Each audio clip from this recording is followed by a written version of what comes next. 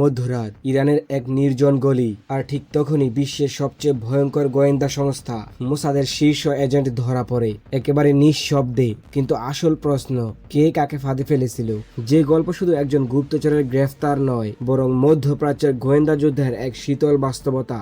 ঘটনার সূচনা আইআরজিসি এক দীর্ঘ পরিকল্পিত কাউন্টার ইন্টেলিজেন্স অপারেশন দিয়ে। তাদের দাবি, তারা মোসাদের হয়ে কাজ করা এক উচ্চ পর্যায়ে এজেন্টকে গ্রেফতার করেছে। কিন্তু এটি কোনো সাধারণ অভিযান ছিল না, এটি ছিল ধৈর্য, প্রযুক্তি ও মনস্তাত্ত্বিক কৌশলের নিখুঁত সমন্বয়। গিলান প্রদেশের এক নির্জন গলিতে গভীর রাতে সেই এজেন্ট অপেক্ষা করছিল পরবর্তী নির্দেশের জন্য।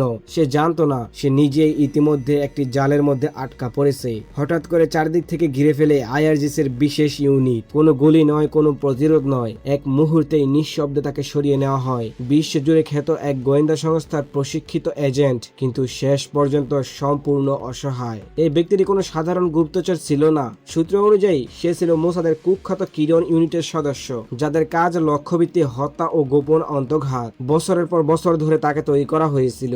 সে ফার্সি ভাষা সাবলীল, ইরানের সংস্কৃতিতে অভ্যস্ত এবং সাধারণ নাগরিকের মতো জীবনযাপন করছিল, যেন সে কখনো সন্দেহের তালিকায় না আসে। তার মিশন ছিল আরো ভয়াবহ। প্রাথমিক জিজ্ঞাসাবাদে উঠে আসে তার লক্ষ্য ছিল দুটি গুরুত্বপূর্ণ স্থাপনা। একটি হলো ফর্ডো জানালো শ্রমিককরণ প্লান্ট, যা পাহাড়ের গভীরে অবস্থিত এবং প্রায় অপ্রবেশযোগ্য।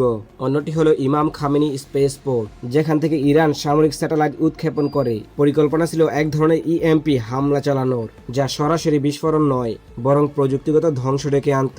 এই হামলা সফল হলে ইরানের পারমাণবিক ও মহাকাশ কর্মসূচি বহু বছর পিছিয়ে যেত। কিন্তু আসল নাটক শুরু হয় এখানে। মোসাদ এই এজেন্টকে প্রশিক্ষণ দিচ্ছিল অনলাইনে, ডার্ক ওয়েবের ভেতরে একটি জটিল এনক্রিপ্টেড ভার্চুয়াল প্ল্যাটফর্মের মাধ্যমে, যেখানে প্রতিটি ঘন্টায় আইপি পরিবর্তন, বহুস্তর নিরাপত্তা, সবকিছুই ছিল অত্যন্ত আধুনিক। তারা ভেবেছিল এই প্রশিক্ষণ সম্পূর্ণ নিরাপদ, কিন্তু বাস্তবে প্রথম দিন থেকেই সেই প্ল্যাটফর্মে নজরদারিতে ছিল আইআরজিসির সাইবার ইউনিটের। বিশ্লেষকদের মতে এই সক্ষমতার পেছনে প্রযুক্তিগত সহায়তা এসেছে চীন এবং রাশিয়া থেকে। উন্নত ফায়ারওয়াল, এনক্রিপশন ভাঙার কৌশল এবং ডিজিটাল ট্র্যাকিং, সব মিলে তারা মোসাদের কার্যক্রম পুরোপুরি বুঝে ফেলে। তবে তারা সরাসরি হামলা করেনি, বরং তারা তৈরি করেছিল এক নিখুঁত হানি ট্র্যাপ। আইআরজিসি মোসাদের ব্যবহৃত প্ল্যাটফর্মে একটি ক্লোন তৈরি করে, এরপর একটি সূক্ষ্ম ফিশিং আক্রমণের মাধ্যমে এজেন্টকে আসল প্ল্যাটফর্ম থেকে সরিয়ে এনে সেই নকল সিস্টেমে ঢুকিয়ে দেয়। এজেন্ট ভেবেছিল সে তার হ্যান্ডলারের সাথে যোগাযোগ করছে, কিন্তু বাস্তবে সে কথা বলছিল শত্রুপক্ষের সাথে।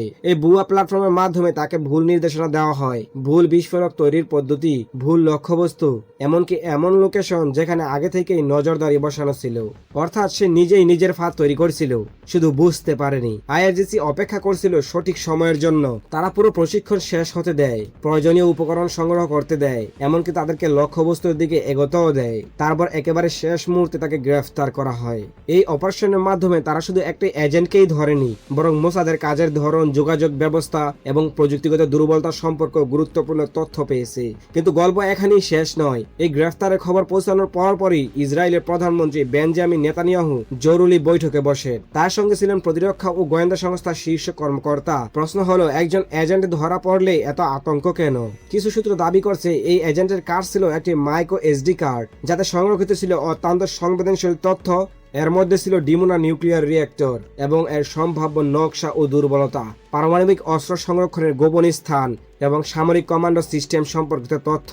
যদি এইসব তথ্য ফাঁস হয়ে থাকে, তাহলে এটি শুধু একটি গোয়েন্দা ব্যর্থতা নয়, বরং জাতীয় নিরাপত্তার গভীর সংকট। বিশেষজ্ঞদের মতে এই তথ্য সরাসরি কোনো আক্রমণ চালাতে না পারলেও শত্রুপক্ষকে একটি গুরুত্বপূর্ণ দরজা খুলে দিতে পারে, যার মাধ্যমে ভবিষ্যতে সাইবার ও সামরিক অনুপ্রবেশ সম্ভব। এই কারণে ইসরায়েলের নিরাপত্তা মহলে তৈরি হয়েছে চরম উদ্বেগ। এই পুরো ঘটনাটি একটি বিষয় পরিষ্কার করে, গোয়েন্দা যুদ্ধ এখন শুধু মাঠে নয়, বরং ডিজিটাল জগতেও সমান তীব্র। এবং এখানে একটি মাত্র ভুল পুরো পরিস্থিতি বদলে দিতে পারে। ইরান দেখিয়ে দিয়েছে তারা শুধু প্রতিরক্ষায় নয়, আক্রমণাত্মক সাইবার কৌশলও দক্ষ হয়ে উঠেছে। অন্যদিকে মোসাদের মতো প্রতিষ্ঠিত সংস্থাও এই খেলায় ভুল করতে পারে। শেষ পর্যন্ত প্রশ্নটি রয়েই যায়, এই তথ্যকে ভবিষ্যতে চাপ সৃষ্টির অস্ত্র হিসেবে ব্যবহৃত হবে, নাকি এটি আরো বড় সংঘর্ষের সূচনা? মধ্যপ্রাচ্যের আকাশে এখনো এই প্রশ্ন ঝুলে আছে, নীরব কিন্তু ভীষণ ভারী।